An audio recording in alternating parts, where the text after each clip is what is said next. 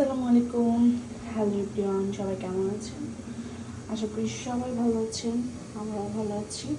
তো গত 2 দিন ধরে একটু অসুস্থ, এর জন্য কোনো ভিডিও করা হয় না। আর আজকে যেহেতু আমার ফেভারিট একটা খাবার রান্না করতেছি, এই জন্য ভাবলাম একটু ভিডিও করি, একটু গেস করেন কী হতে পারে, কারণ আমি সবসময় বলি এই খাবারটার কথা।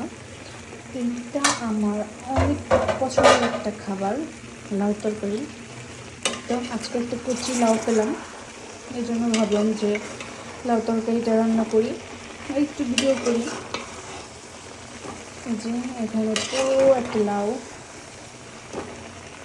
চিংড়ি লাউ রান্না করতেছি আজকে রাতের জন্য, আর বেগুন ভাজা করবো। আর এদিকে হচ্ছে ভাতটাও হয়ে যাচ্ছে প্রায়।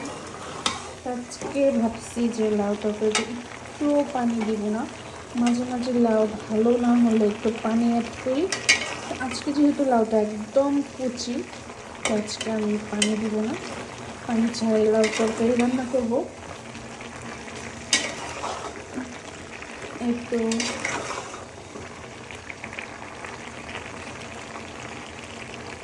এই যে হালকা হালকা ঝাল দিয়ে, তো আমি অলওয়েজ ঝাল বেশি দিয়ে ফেলি, তো আজকে ট্রাই করছি একদম ঝাল কম দেওয়ার, কারণ হচ্ছে লাউ তরকারিতে ঝাল কম খেলেই ভালো লাগে, তো আমি ভুলে দিয়ে ফেলি।